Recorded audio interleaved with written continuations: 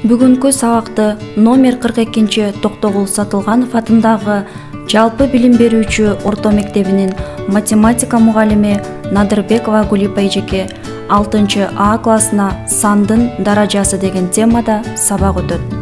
Сабактын жүрүшүндө 1. Уюштуруу, 2. Топторго бөлүү, 3.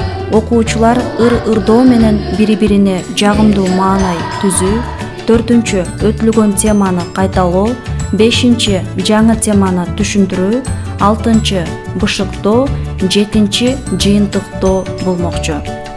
Бул сабактын өзгөчөлүгү даракты кооздоодон жана элдик педагогиканы колдонуудан, анын ичинде кыргыз элинин улуттук баш кийими, боз үйү жана комузунун сүрөттөрүнүн жардамында баалуу.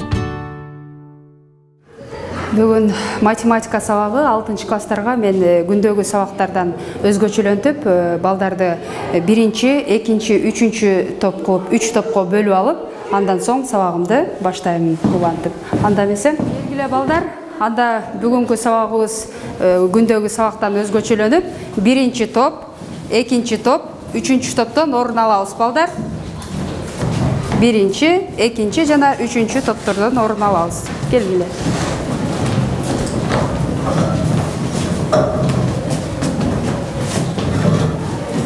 Саламатсыңарбы балдар? Саламатсызбы эжеке. Анда орундуктардан орун алабыз балдар. Отуруп.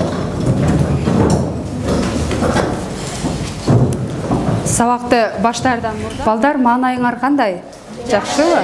Анда ушул сабакты баштаардан мурда жагымдуу маанай түзүп, музыка сабагынан бир нече ырларды билесиңер, Кандай ырларды жаттап ырдагансыңар балдар? Мага бүгүнкү сабакта. Кана балдар, анда эмесе крокодил Генанын ырын ырдап бергилечи. Көпчүлүк шаша берсин, көпчүктү баса берсин, ажамы чурката тындырбай. Эл билген түшүндүңбү эмнеге ушул күнү башкача шайырмын мен мындай. Кыякты мен ойной берем, эл алдында артыр күн, күйгөнүгүм, туулган күнүм, бир жылда бир күн. Азаматсыңар балдар, эң сонун ырдайт экенсиңер. Анда мына балдар маанайыбызды көтөрүп алдык. Эми ар бир топтон топ башчы шайлап алсак, 1 топтон келишип туруп бирөөнү шайлагыла. Экинчи топтон силер дагы өзүңөр топ башчы шайлайбыз жана 3 топтон.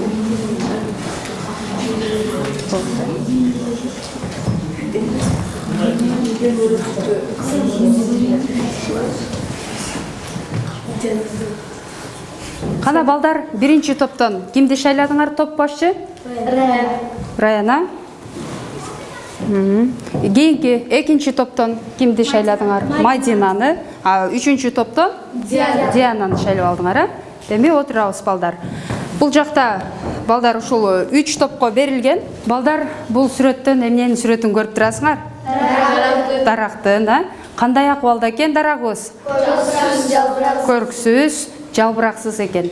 Анда бүгүнкү сабакта балдар ушул ар бир топко берилген 1, 2, 3 топко ушул даракты кооздоп чыгышыбыз керек.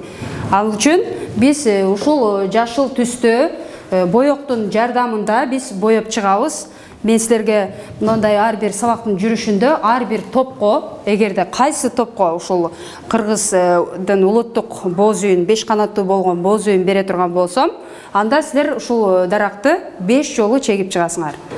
Андан соң кайсы топко мен 4 кырлуу улуттук баш кийим бул калпак болгон ушул калпакты кайсы топко берсем, ал топтогу окуучулар ушул эмени даракты 3-4 жолу чегип чыгат. Андан соң бул 3 кылдуу болгон комузду кайсы топко берсем, ал топтогу окуучулар ушул даракты 3 жолу чегип чыгат. Мына ушундай сабактын жүрүшүндө ушундай даракты кооздоп алабыз дагы. Кайсы топ эң жакшы кооздоду?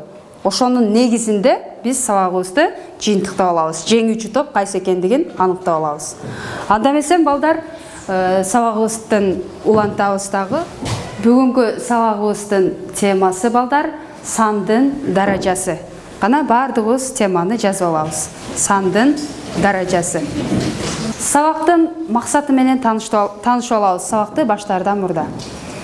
Бүгүнкү сабакта балдар силер сандын даражасы жөнүндө кеңири түшүнүк аласыңар. Жана өз алдынча иштөөңөрдү, ой жүгүртүүңөрдү өстүрөсүңөр. Ошондой эле туура так иштөөгө тарбияланасыңар. Эгерде балдар бүгүнкү сабакта силер ушул сандын даражасы жөнүндө кеңири түшүнүк алсаңар, өз алдыңарча иштеп, ой жүгүртүүңөрдү өстүрсөңөр, жана туура так иштөөгө тарбиялансаңар, анда бүгүнкү сабакта максатыбызга жеттик деп эсептейбиз. Балдар, өтүлгөн теманы кайталап алабыз. Биз өткөн сабакта ондук бөлчөк, жөнөкөй бөлчөктөрдү, кошууну, кемитүүнү, бөлүүнү өткөнбүз. Анда ар бир топко мен бирден мисал берем балдар. Демек, бул биринчи топтун мисалы, андан кийинки экинчи топтуку жана үчүнчү топтун мисалы. Эми топ менен биргеликте ар бирибиз чогуу иштейбиз. Кана балдар? Иштеп атасыңарбы? Ондук бөлчөктөр. Кана? Биринчи бурушка. Вакыт бүттү. Даярбызбы? Анда биринчи топтон ким жооп берет? Раяна. Биздин топ биринчи топко берилген мисалдын жообу 5,9-дан 5 чыкты. 5,9-дан 5. Кана экинчи топтон ким жооп берип коет? Мадина, жооп бере кой. Биздин топко берилген экинчи маселенин жообу 6 чыкты. 6 бүтүн чыкты. Анда үчүнчү топтон кана Диана жооп берип койчу. Биздин топко берилген маселенин жообу 4-төн 1 чыкты. 4-төн 1. Эми балдар бул жакты карап, туура кайсы топ кандай иштегендигин аныктап алабыз, балдар. Кана балдар, анда кайсы топ кандай туура иштегендигин аныктап алабыз. Биринчи топту текшеребиз балдар. Жообу 5,9-дан 5 чыгат экен. Туура. Ушундай чыктыбы? Азаматсыңар. Экинчи топту текшеребиз. Жообу 5,27-ден 7 дейт. Ушундай чыктыбы? Жок. Туура эмес чыгып калды. Андан кийин үчүнчү топтукун текшеребиз балдар. 4-төн 1 жообу туура экен? Туура иштепсиңер, азаматсыңар балдар. Кана балдар, биринчи топтогу окуучулар азаматсыңар, эң туура жооп бердиңер. Анда мен силерге боз үй берем. Балдар, боз үй бергенде бул жака канча жолу чыгышыбыз керек эле? 5 жолу. Азаматсыңар, келе кой. Экинчи топтон булар бир аз туура эмес жооп берип калгандыгына байланыштуу комузду берем. Канча жолу чыгышыбыз керек эле балдар? 3 жолу. Келе кой. Андан соң үчүнчү топтогу окуучулар дагы эң туура жооп бердиңер, азаматсыңар, буларга дагы боз үй берем. 5 жолу чегебиз. Ар бирибиз өзүбүздүн тобубузду коздойбуз. Балдар, бул жерде демек кошууну аткаргыла деп турат. Биз 3 кошуу 3, кошуу 3, жана дагы кошуу 3, 3 кошуу 3. Биз 3тү канча жолу коштук балдар? 6 жолу кошконубузда жыйынтыкта канча келип чыкты? 18 келип чыкты. Эми балдар, ушул 3тү 6 жолу кошуп отургандан көрө, биз оңой жолун таап, 3тү 6га көбөйтүп койсок, канча келип чыгат экен? 18 келип чыгат экен. Силерге кайсы ыңгайлуу болот атат балдар? 3тү 6га көбөйтүп койсок, 18. Жыйынтыгы кандай экен? 1дей келип чыгат экен балдар. 3 саны бул кошулуучулар болуп эсептелинет балдар. 6 ушул 3 санын канча жолу коштук дегенди түшүндүрөт. Демек 3тү 6га көбөйтүп койсок, 18 келип чыгат экен балдар. Эми балдар, бул жерде 4 көбөйтүү 4 дейт. Канча жолу көбөйтүп атабыз? 3 жолу. Жыйынтыкта канча келип чыкты? 64. Эми 4 бул жерде эмне экен? Көбөйтүүчү болуп эсептелинет. Биз 4тү 3 жолу ушинтип 4 көбөйтүү 4 деп жазган оңойбу же 4түн 3-чү даражасы деп жазып алган ыңгайлуубу? 4түн 3-чү даражасы. Себеби дегенде биз буну билебиз. 4тү 3 жолу өз-өзүнө көбөйтүү дегенди түшүндүрөт. 4. Жыйынтыкта бул 4түн кубу канчага барабар экен? 64 келип чыгат экен. Бул 3 канча жолу биз ошол санды көбөйттүк дегенди түшүндүрөт. Демек 3 жолу көбөйтүп атабыз 4тү. Эми көбөйткөнүбүздө бул жерде ошондой көрсөтөт дагы. Эми карагыла бул жерде. А көбөйтүү А дейт. Жана башка A'нын n-нчи даражасы. Бул А бул жерде даражанын негизи болуп эсептелинет. Ал эми мунугу n эмне болот экен? Даража көрсөткүчү болуп эсептелинет. Эми ушул мисалдан биз мындай аныктама келтирип чыгарып алабыз балдар. Жазып алабыз аныктаманы. Натуралдык көрсөткүчү бирден чоң n болгон A санынын даражасы деп, ар бири A'га барабар n көбөйтүүчүнүн көбөйтүндүсү аталат. Аныктаманы жазып алабыз. A'нын n-нчи даражасы дейт бул жерде. A санын n-нчи даражасы деп окулат бул. А азыркы айтып өткөндөй негизи n даража көрсөткүчү. Бул A'ны n жолу өз-өзүнө көбөйтүү дегенди түшүндүрөт. Мына ошол даражанын формуласы болуп эсептелинет балдар. Окулушун бир сыйра кайталап алабыз балдар, кана. А санынын n-нчи даражасы. Бизге мындай мисал берилген.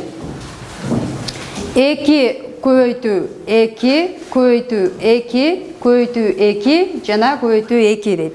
Биз 2-ни канча жолу көбөйтүп атабыз балдар? 5 жолу көбөйтүп атабыз. Эми бизге кайсы жол ыңгайлуу экен? 5 жолу көбөйтүп барабар деп барабардыгын жазганыбыз оңойбу же 2-нин 5-нчи даражасы деп жазып койсок болобу? 2-нин 5-нчи даражасы деп жазып алсак болот экен. Андан кийинки мисалды карайбыз. 4 көбөйтүү 4 көбөйтүү 4. 4тү канча жолу көбөйтүп атабыз? 3 жолу. Демек 4-түн кубу деп окулат бул. 3-нчү даражасы, башкача айтканда 4-түн кубу. Бул деген 4-тү өз-өзүнө 3 жолу көбөйтүү дегенди түшүндүрөт. Андан кийинки мисалга көңүл бурабыз балдар. 7 көбөйтүү 7 көбөйтүү 7 көбөйтүү 7 жана 3 көбөйтүү 3 жана башка. Эми ушул жерден көбөйтүүчүлөрдү санап алабыз балдар. 7ден канча экен? 1 2 3 4. Демек 7-нин канчанчы даражасы деп жазып алсак болот экен?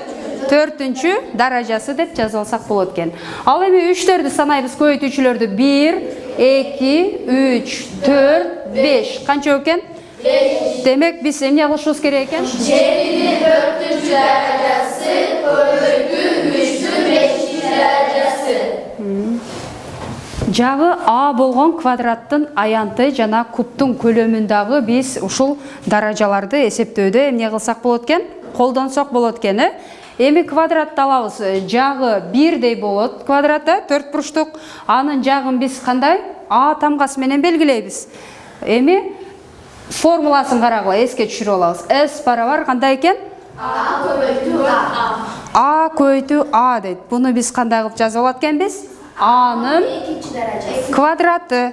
Экинчи даражасын A'нын эмнеси экен? A'нын квадраты. Кубтун көлөмүнүн формуласын билебизби балдар? Эмнеге барабар эле? Көлөмдү кайсы тамга менен белгилейт элек?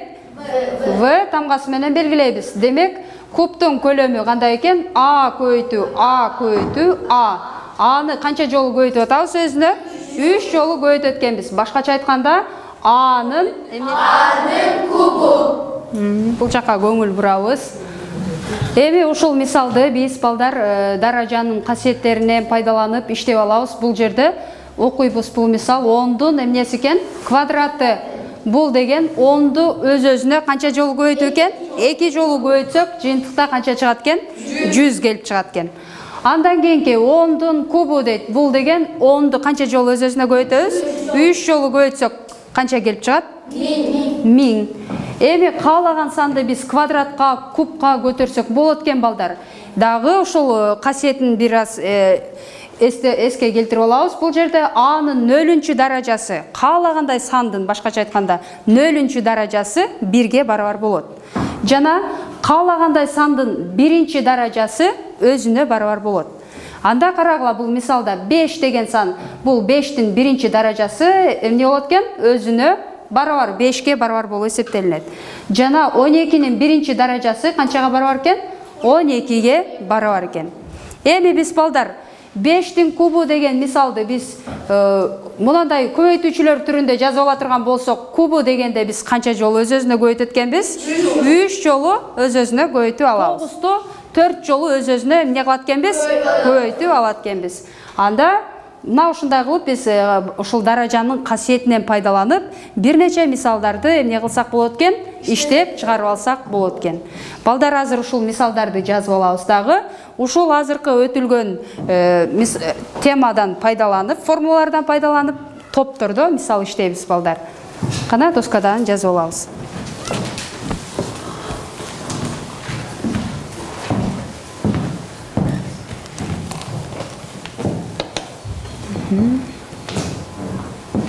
Жазып бүттүңөрбү балдар? Балдар, китебиңерде 151 бетте номер 312 номер берилген. Ал мисалда ар бир топко, бул биринчи топтун мисалы 14-тү квадратка көтөрүшүңөр керек. Эсептеп чыгасыңар. Андан кийинки экинчи топтуку 0,5-ти квадратка көтөрөсүңөр. Андан соң үчүнчү топко 7,3-түн 4-түнчү даражага көтөрүп эсептеп чыгарасыңар. Түшүнүктүүбү балдар? Кана? Силердики кандай болду? 0,25 чыкты.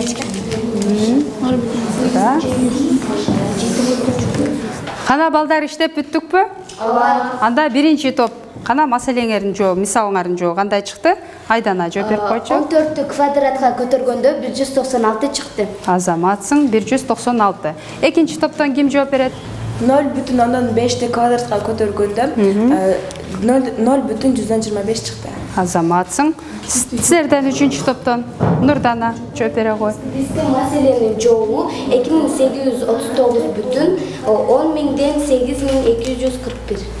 Азаматсың. Анда эми бул жактан жообун текшерип алабыз. Ар бир топ. Биринчи топтун жообун текшеребиз, карап. Канча? 196 чыкты. Туура иштедиңерби? Азаматсыңар. Анда экинчи топтукун текшерип алабыз. 0,125 туура жооп бердиңер, азаматсыңар.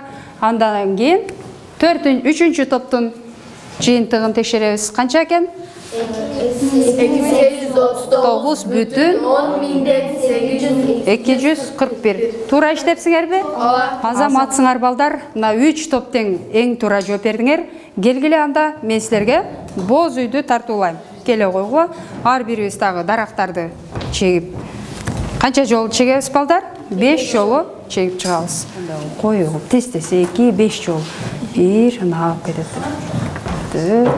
Көрүнүктүү. 5 жолу. Балдар, анда китебиңерде дагы эле номер 313 номерди карайбыз. Даражаны колдонуп жазгыла. Биринчи топко мисалды Аасында 41 көбөйтүү 41 жана башка. Кийинки экинчи топтун мисалы берилген. Андан соң үчүнчү мисал топтун мисалы берилди. Эми дагы ар бирибиз топто биргеликте иштейбиз балдар. Бүттүңөрбү? Анда биринчи топко кезекти беребиз. Келгиле, доскага чыгып иштеп беребиз. Ошос.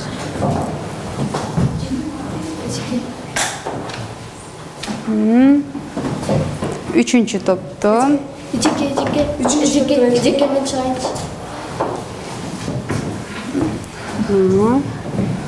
4-түнчү топтон чыгыр. Тез-тез. Үчүнчү топ.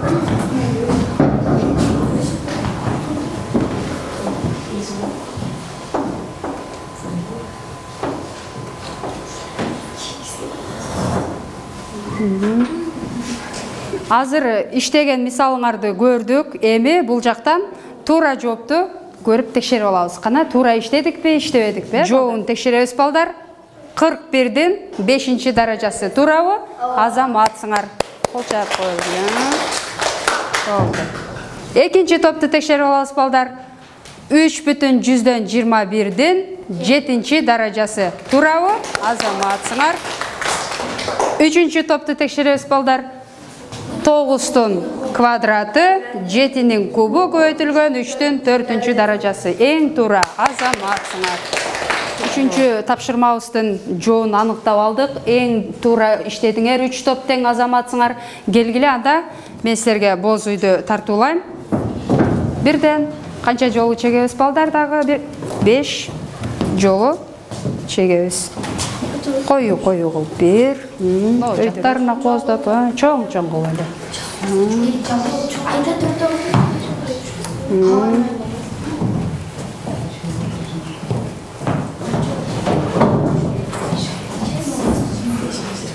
Балдар, бүгін біз қайсы теманы өттік?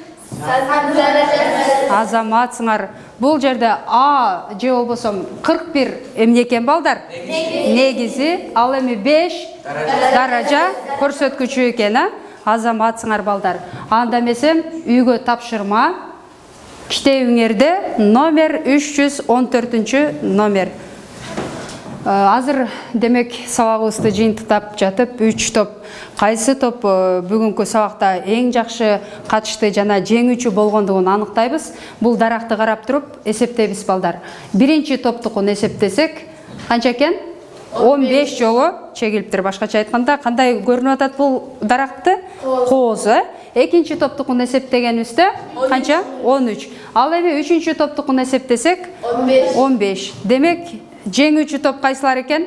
Биринчи жана үчүнчү топ. Азаматсыңар, куттуктайбыз. Анда экинчи топ демек экинчи орун болуп калды. Азаматсыңар балдар, биринчи топтон Раяна мисалды эң жакшы иштегендиги үчүн 5, бул Айдана жакшы эреже айткандыгы үчүн 5, ал эми экинчи топтон Айда туура мисалды иштегендиги үчүн 5, жана Мадина аныктаманы айткандан эң жакшы баага жетишти. Жаңыл мырза эң жакшы жооп берди мисалды иштеп, Айдана мисалды туура иштеди, жана Диана ушул аныктаманы эң туура айтып берди. Азаматсыңар балдар. Анда эмесем, балдар, ушу менен сабагыбыз аягына чыкты. Кайрадан көрүшкөнчө сак саламатта калгыла.